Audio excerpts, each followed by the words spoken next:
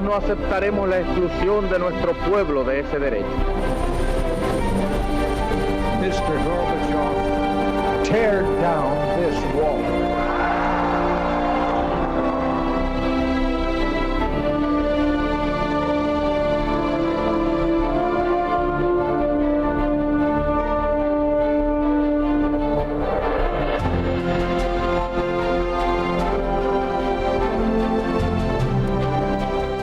Buenas noches, señoras, caballeros. La propaganda política, su fuerza determinante, no es una cosa de hoy día, evidentemente, usted lo sabe bien.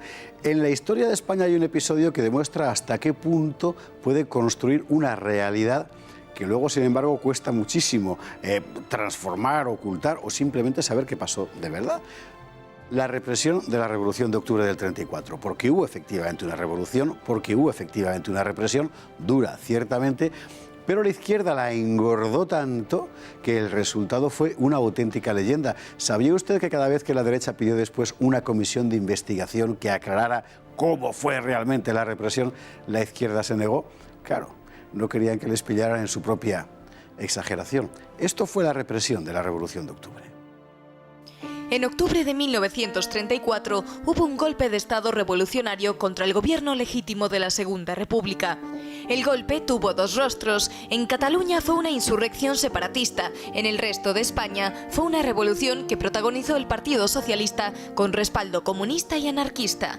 El golpe fracasó en todas partes menos en Asturias, donde duró varias semanas. Dejó tras de sí un baño de sangre. El ejército y las fuerzas de seguridad sufrieron 257 muertos y 639 heridos.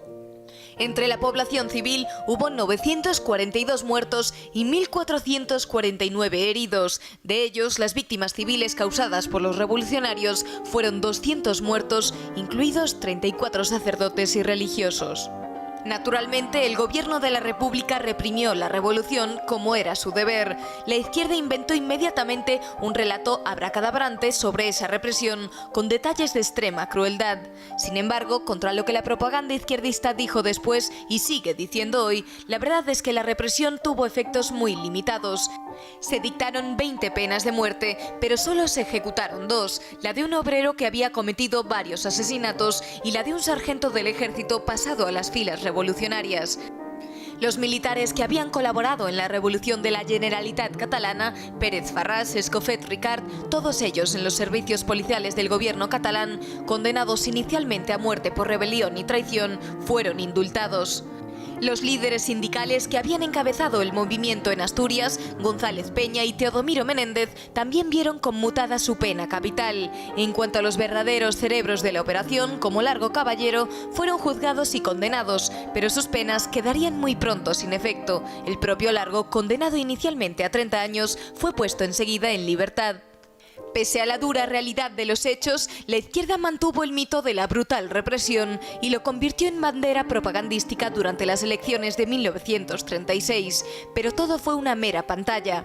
Tras la victoria del Frente Popular, la comisión que presidieron la socialista Matilde de la Torre y la comunista Dolores Ibarrurri no investigó nada. El diputado republicano Gordón Ordaz, que había anunciado un informe, no lo presentó nunca. De los acusados de atrocidades, solo fueron detenidos el general López Ochoa y el capitán de la Guardia Civil Nilo Tello, cuyo proceso, por otro lado, resultó lentísimo. A partir de 1936, fue la derecha la que pidió la investigación de las supuestas atrocidades de la represión. La izquierda jamás contestó. ¿Hubo represión en 1934?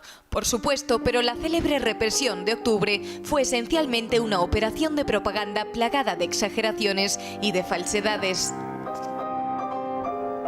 Juan Fluger, muy buenas noches. Buenas noches. Bueno, es un poco una ¿cómo decir?, alegoría en microcosmos de todo el conjunto de lo que fue la Segunda República y la Guerra Civil. Es prácticamente imposible distinguir la propaganda de la realidad, pero en este caso concreto se les fue la mano realmente. Se les fue la mano. Estamos en un momento en que la Agitprop está en sus inicios. El movimiento internacional dirigido por Stalin desde la Unión Soviética hace que cualquier pequeño hecho que vaya contra sus intereses se repercuta a escala internacional. Esto vuelve a cada uno de los países siempre aumentado y además con el intento de darle solidez a través de los grandes escritores a sueldo de Moscú internacionales. Entonces, ya no lo están diciendo los políticos españoles. 15 días después ya lo estaban diciendo las grandes plumas de la agitación y propaganda pagadas desde la Unión Soviética. Y ese fue el funcionamiento. Era una especie de altavoz que salía fuera de España y volvía dentro magnificado. Y además, con el argumento de autoridad de que, oiga, es que es la prensa internacional la que lo está haciendo. Y eso hizo un gran daño, porque en casos como este, como el de la Revolución de Asturias del 34, o en casos como, por ejemplo, lo que ocurrió más adelante durante la Guerra Civil con Badajoz, o Guernica, del que ya hemos hablado aquí, funcionaba de esa manera. Y la cuestión es que ha quedado esa teoría de la mega represión o la hiperrepresión contra estos pobrecitos que solo estaban levantándose en Asturias, quemando iglesias y asesinando sacerdotes y propietarios, pues contra estos pobrecitos pues, desencadenó una represión brutal. Pero hay que recordar la situación. 1934, octubre, había ganado las elecciones un año antes la derecha, la CEDA. La izquierda dijo que si entraba la CEDA en el gobierno, es decir, si entraba en el gobierno el partido que había ganado, ellos iban a la revolución.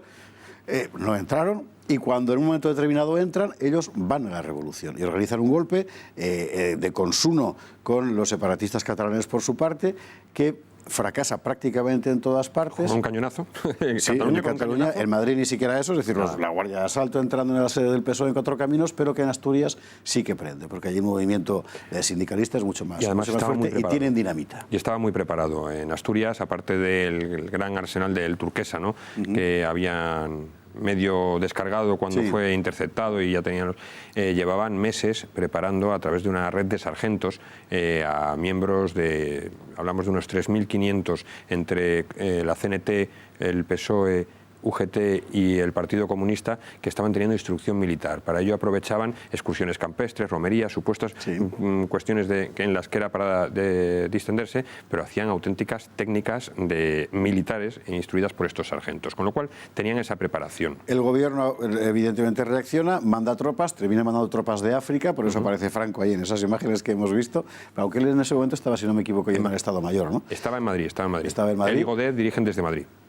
Ahí aparece ya López Ochoa también, y el ejército interviene y reprime con la Guardia Civil muy duramente, insisto, hay que subrayarlo, es decir, un levantamiento contra el orden legal republicano, ¿verdad? Hay un momento en el que López Ochoa dispara la represión, porque ve lo que está, que se les puede ir la mano evidentemente, y sin embargo es a partir de ese momento cuando empieza a construirse la leyenda. Exactamente. Unas declaraciones de López Ochoa son nefastas, porque López Ochoa está hablando con un diputado. López Ochoa es un militar masón. Es un militar masón que luego, curiosamente, está enfermo en el 36 cuando empieza la guerra civil, y su cabeza es paseada por las milicias. Si él fue el que paró la represión, a lo mejor deberían haberle pagado de otra manera, ¿no? Los servicios prestados, porque estaba ya en la leyenda. Claro. Estaba en la leyenda. La cuestión es que tiene una conversación con un diputado socialista que no ha sido encausado, y le dice, sí, yo he parado y habla en concreto de un suceso de 3 legionarios por un lado y 6 moros por otro. Los legionarios que supuestamente habrían matado a 27 milicianos en un acto de homicidio, no de una cuestión, y los moros, que habrían sido 6 moros, 6 tropas moras, dice él, que habrían sido fusilados por violación. El caso es que no existe absolutamente ningún expediente ni de una cosa ni de la otra, no hay ni una denuncia, ni una apertura de investigación, no existe, es parte del imaginario colectivo. La represión real se ciñó exclusivamente a, en un primer momento, 18.500 detenidos, que era el total de milicianos movilizados en las cuencas mineras. De esos 18.500, solo el 15% pasan a disposición judicial. El resto se van para sus casas, es decir, pasan el tiempo justo para identificarlos y echarlos. No había estructura para tener 18.500, como esto dicen, 30.000 presos. Cuando se hace la amnistía con la victoria del Frente Popular, son solo 6.500 presos los que salen de las cárceles. Y entre ellos hay presos comunes. Y solo de Asturias quedan 1.000 de Asturias. Claro, y eso es lo interesante, porque el hecho, sin embargo, es que la izquierda enseguida utiliza la leyenda como argumento electoral fundamental. Y en las elecciones del 36 su programa básicamente es es la represión, la supuesta represión de... pero es que además lo magnifican de una forma que luego va adquiriendo todavía mayor grado de mitificación. Hay una serie de cuestiones, como por ejemplo que la represión fue dirigida directamente por Franco, cuando Franco no pisa Asturias. O, por ejemplo, que las órdenes de Calvo Sotelo, de Gil Robles, desde el Ministerio de la Guerra, entonces, fueron taxativas. No, señor, el ministro de la Guerra era el señor Hidalgo, que pertenecía al Partido Republicano. Es decir, ya meten y todo, y te encuentras libros de texto, libros de historia en la que hablan de Gil Robles como el responsable de haber ordenado. Gil Robles entra un mes después en el gobierno. O sea, no ha entrado en el gobierno. Ni siquiera él era uno de los ministros que iba a entrar en esa primera jornada de ministros que lleva al pronunciamiento. Hidalgo, este ministro de la Guerra, que es el que hablamos, es el que declara el estado de guerra y define lo que está ocurriendo en Asturias como una guerra civil. Bueno, es que de hecho lo era, en fin. De hecho lo era. Necesita. Ahí se confunde y muchas veces esta historiografía de la izquierda coge los hechos que han cometido los milicianos y los traspasa al otro lado. Por ejemplo, cuando dicen que están hablando de que esos legionarios que supuestamente Ochoa habría mandado fusilar habrían cortado las orejas y las manos a sus víctimas. Cosa que es absurdo porque no es una práctica habitual de ningún tipo de tropa española. Sin embargo, no hablan de los 7 hermanos de la doctrina cristiana martirizados en Turrón, por ejemplo, a los que les cogen, los hermanos de la doctrina cristiana llevan un rosario grande como cíngulo, como cinturón, les revientan los tímpanos metiéndole las cuentas del rosario por el oído. Para tapar eso, crean el otro mito. En Turrón, que fue una auténtica barbaridad, los guardias civiles se hacen fuertes en la casa cuartel de la Guardia Civil porque no pueden parar se defienden durante 12 horas, 12 guardias civiles se defienden durante 12 horas de una columna de mineros, de cerca de 350 mineros. Como no pueden vencerlos, hacen lo mismo que habían hecho en Casas Viejas. Prenden fuego a la casa cuartel de la Guardia Civil. Como aún así consiguen parar el fuego y meterse en una zona donde no llegaba el fuego, dinamitan, o sea, tiran barrenos y dinamitan el cuartel de la Guardia Civil. Esas barbaridades que son órdenes militares de los milicianos, es decir, son los milicianos formados en ejército, te lo venden como una cosa, no, es que se les fue de las manos, fue algo irracional, fue... Sí, se le fue el barreno de las manos. Un último asunto, porque nos queda solo un minuto, pero me parece importante subrayarlo.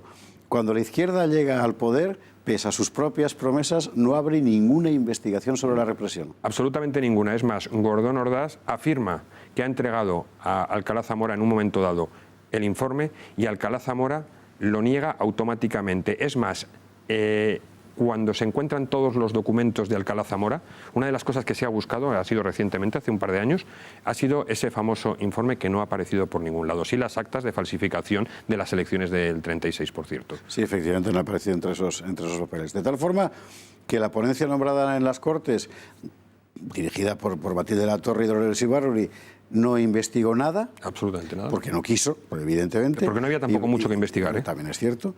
Y las comisiones de investigación fueron sistemáticamente frenadas porque sencillamente se habría conocido la verdad. Qué cosa más tremenda. Juan Fluger, no hay tiempo para más. Muchísimas gracias. Perfecto. Hemos de repetir otro día. Un día sobre la revolución específicamente, por supuesto que sí.